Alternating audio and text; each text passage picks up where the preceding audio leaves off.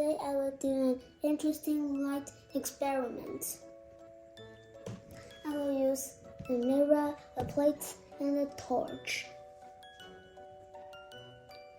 I move the torch, and the shadow on the plate is just like a clock.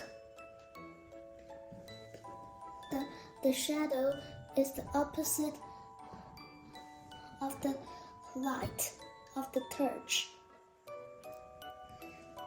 And now the torch is pretend to be the sun. The sun rise. Where's the shadow? Because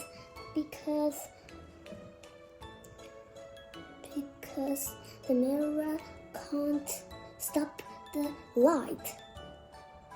If the light is up there, and the mirror can stop the light,